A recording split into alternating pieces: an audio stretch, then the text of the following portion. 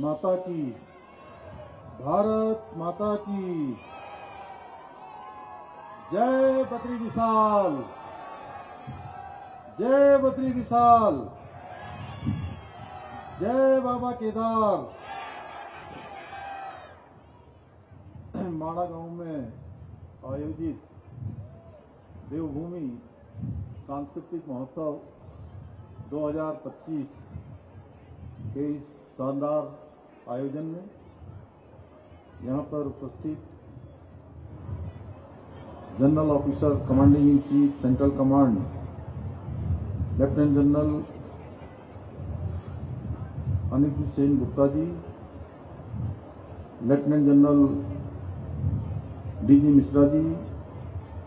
Brigadier Mandeep Singh Dhillon ji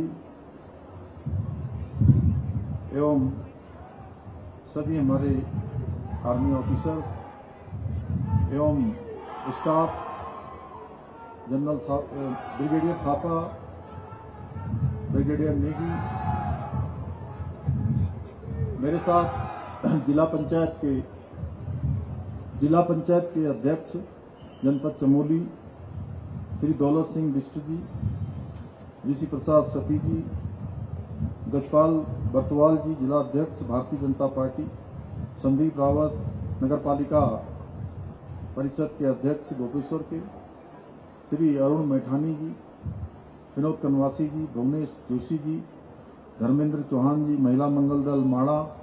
एवं Bamni, hotel association, व्यापार संघ, तीर्थ पुरोहित सभा के लोग, पंडा पंचायत, ब्रह्म कपाल तीर्थ पुरोहित, बामनी पंचायत, बद्रीनाथ एवं माड़ा एवं आसपास के आए हुए सभी मेरे बड़े बुजुर्ग माताएं बहनें, सभी मेरे युवा नौजवान साथी, हमारे सभी सैन्य अधिकारी और उनके परिजन, मीडिया के मेरे सभी मित्र, मैं सबसे पहले आज पर्यटन विभाग और भारतीय सेना के द्वारा आयोजित इस देवभूमि सांस्कृतिक महोत्सव 2025 में उपस्थित सेना के सभी वरिष्ठ अधिकारीगण, वीर जवानों एवं सभी यहाँ पर पधारे हुए सभी महानुभावों का मैं देश के पहले गांव, देश का पहला गांव माड़ा गांव में देवभूमि उत्तराखंड के मुख्य सेवक के रूप में मैं आप सभी का हृदय से स्वागत करता हूं, आप सबका अभिनंदन करता हूं। ये मेरे लिए अत्यंत हर्ष का विषय है कि मुझे आप सबके बीच में इस बहुत ही विशिष्ट सांस्कृतिक महोत्सव के माध्यम से मेरे सीमांत क्षेत्र के सभी परिवारजनों के बीच में इस शानदार आयोजन में उपस्थित होने का शुभ अवसर प्राप्त हुआ है। मुझे बताया गया कि इस 2 दिवसीय सांस्कृतिक महोत्सव के माध्यम से जहां एक और यहां आने वाले लोगों को सीमांत क्षेत्र की समृद्ध सांस्कृतिक विरासत, यहाँ की परंपराएं, यहाँ की प्राकृतिक सुंदरताओं को नजदीक से जानने का, देखने का और उनके अनुभव सभी अन्य लोगों को प्राप्त हो पाएंगे। वहीं हमारी जो पारंपरिक इस क्षेत्र की हस्तशिल्प है, शानदार हमारे महिलाओं के द्वारा एक से एक अच्छे उत्पाद बनाए जाते हैं, अनेक प्रकार के सिलाई के, कढ़ाई के, खाने के, अचार के रूप में, मुरब्बे के रूप में, प्रसाद के रूप में स्थानीय जैविक उत्पाद हैं और साथ में पहाड़ी व्यंजन है जिसका मैंने और अभी जनरल गुप्ता जी ने थोड़ा सा आनंद लिया था वहां पर।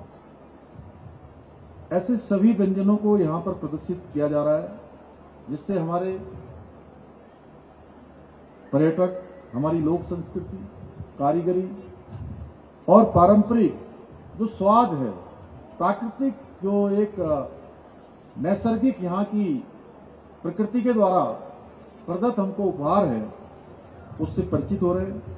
मुझे जानकर अत्यंत प्रसन्नता हो रही है कि इस महोत्सव में न केवल विभिन्न सांस्कृतिक कार्यक्रमों का आयोजन किया गया है, बल्कि भारतीय सेना के द्वारा नो योर आर्मी प्रदर्शन, ट्राई रिवर बाइक रैली, मनमोहक बैंड प्रदर्शन के माध्यम से पूरे देश भर के आने वाले हमारे श्रद्धालु, तीर्थयात्री, पर्यटक, उन सब का भी, स्थानीय लोगों के साथ साथ उनका भी यहाँ पर मैं जिस प्रकार का जोश देख रहा हूँ, जिस प्रकार के आपके अंदर उत्साह और ऊर्जा देख रहा हूँ, सच में आपका शानदार तरीके से यहाँ पर मनोरंजन किया गया। साथ ही पर्यटकों के लिए प्रकृति भ्रमण, विरासत यात्राएं, व्यास गुफा, वसुधारा जलप्रपात और सरस्वती घाटी जैसे दर्शनीय स्थलों के लिए भी गाइडेड टूर भी आयोजित किए गए हैं। मुझे पूरा विश्वास है कि ये महोत्सव न केवल हमारे सीमांत क्षेत्र की समृद्ध सांस्कृतिक परंपराओं को प्रस्तुत करने का एक उत्कृष्ट मंच प्राप्त होगा, बल्कि स्थानीय अर्थव्यवस्था और पर्यटन को भी एक नई ऊर्जा प्रदान करेगा। साथ ही सेना और स्थानीय नागरिकों के बीच सहयोग एवं सामुदायिक संबंधों को भी और सशक्त बनाएगा। जैसा आप सब देख रहे थे, अभी यहाँ पर हम लोग जब जिन महाविद्यालय, विद्यालय, ऐसे बच्चों ने, ऐसे छात्रों ने, ऐसे युवाओं ने शानदार अपना इस मंच पर अभिनय किया है, अपना प्रदर्शन किया है, उनके लिए भी एक शानदार मंच ये उनको देने का काम इस प्रकार का महोत्सव करता है। मैं इस भव्य महोत्सव के सफल आयोजन के लिए भारतीय सेना, पर्यटन विभाग और समस्त आयोजकों का, जिन्होंने भी इस आयोजन में अपना योगदान दिया है, उन सभी का हृदय से आभार व्यक्त करता हूं। भाइयों बहनों, आदरणीय प्रधानमंत्री श्री नरेंद्र मोदी जी के नेतृत्व में आज वाइब्रेंट विलेज प्रोग्राम के अंतर्गत हमारे जितने सीमावर्ती गांव हैं, उनके विकास और सशक्तिकरण की दिशा में विशेष प्रयास किए जा रहे हैं। आज आदरणीय प्रधानमंत्री जी के नेतृत्व में हमारे सीमावर्ती क्षेत्रों में सड़कों का व्यापक नेटवर्क तैयार किया जा रहा है। अन्य जो जरूरी इंफ्रास्ट्रक्चर हैं, उन पर भी विशेष ध्यान दिया जा रहा है, जिससे न केवल सीमांत क्षेत्रों में सड़कों के बन जाने से आवागमन आसान हुआ है, बल्कि पर्यटन, व्यापार और सामरिक विकास को भी एक नई मजबूती मिली है। आदरणीय मोदी जी देश के ऐसे पहले प्रधानमंत्री हैं जिन्होंने सीमांत क्षेत्र माणा, सीमांत क्षेत्र जौलीगांव, आदि कैलाश, गुंजी, सीमांत क्षेत्र हमारा हरसिल, मुखवा, ऐसे सभी दूरस्थ स्थानों का, जो सामरिक दृष्टि से भी भारत के ऐसे सीमांत क्षेत्र, उन सभी क्षेत्रों का उन्होंने भ्रमण किया है, दौरा किया है। आदरणीय प्रधानमंत्री जी ने यहां से 1000 करोड़ रुपए की विकास परियोजनाओं का शुभारंभ करते हुए कहा था कि सीमांत गांव हमारे देश के प्रहरी हैं और इनका विकास राष्ट्रीय सुरक्षा का महत्वपूर्ण अंग है। और यहीं से, इसी माणा गांव से उन्होंने, जब माणा गांव को देश के पहले गांव की संज्ञा दी थी, और उसके साथ साथ यह भी कहा था कि अब माणा और माणे जैसे जितने हमारे सीमांत के गांव हैं, वो सभी गांव अब भारत के पहले गांव के रूप में माने जाएंगे। पहले गांव के रूप में उनको संज्ञा दी जाएगी, उनका विकास भी पहले गांव के रूप में किया जाएगा। आदरणीय प्रधानमंत्री जी के मार्गदर्शन और सहयोग से हमारी सरकार भी विभिन्न योजनाओं के माध्यम से स्थानीय अर्थव्यवस्था को अधिक सशक्त बनाने के लिए काम कर रही है। जहां हम एक जनपद दो उत्पाद योजना और हाउस ऑफ हिमालय ब्रांड के माध्यम से स्थानीय उत्पादकों को व्यापक रूप से पहचान दिलाने का काम कर रहे हैं, वहीं state millet mission, farm machinery bank, apple mission, नई पर्यटन नीति, नई फिल्म नीति, home stay, wed in Uttarakhand और सौर स्वरोजगार योजना जैसी पहलों के माध्यम से प्रदेश की स्थानीय अर्थव्यवस्था को मजबूती प्रदान करने के लिए हम वृहद स्तर पर काम कर रहे हैं। आज होम स्टे योजना के माध्यम से हमारे राज्य के दूरस्थ गांव भी अपनी एक विशिष्ट पहचान बना रहे हैं और हमारे राज्य में आने वाले पर्यटकों के लिए, तीर्थयात्रियों के लिए, श्रद्धालुओं के लिए अपने घर का जैसा एक घर का खान पान, घर का रहन सहन, घर का रहना आसान तरीके से उत्तराखंड में उनको उपलब्ध हो पा रहा है। इस योजना से न केवल हमारे जो ग्रामीण आर्थिकी है उसको सशक्त किया है, बल्कि स्थानीय युवाओं को रोजगार के भी अनेक अवसर प्रदान किए हैं। और जो पलायन एक बहुत बड़ी समस्या, एक बड़ी चुनौती हमारे लिए है, उस पर भी प्रभावी रूप से अंकुश लगाने का काम इस योजना ने किया है। भाइयों बहनों, तीर्थाटन और पर्यटन हमारे राज्य की अर्थव्यवस्था का बहुत महत्वपूर्ण आधार है, जिससे हमारे प्रदेशवासियों को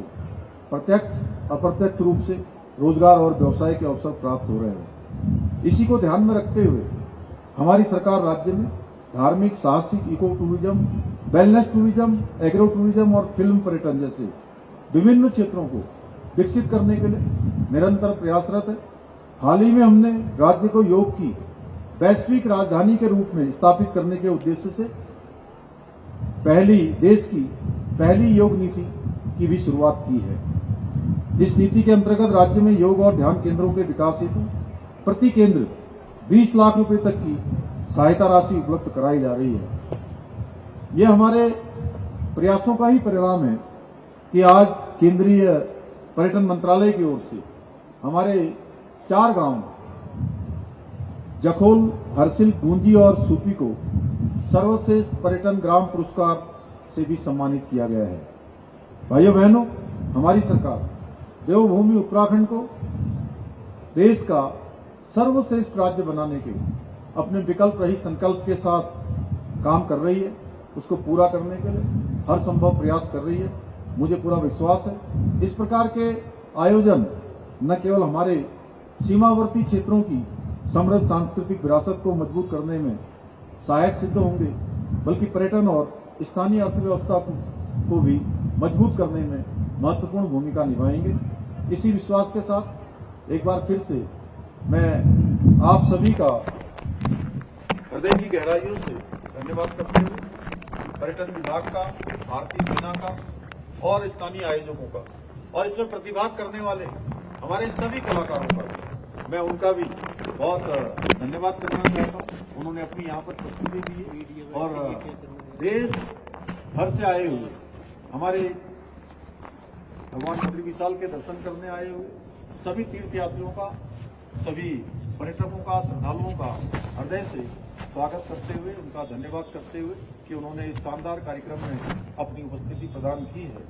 मैं आप सबका धन्यवाद करता हूं और आप सभी को इकबाल बग्वाल की भी अग्रिम शुभकामनाएं देते हुए अपनी बात को समाप्त करता हूं। बहुत बहुत धन्यवाद। जय हिंद। एक बार जोरदार तालियां हो जाए हमारे बीच।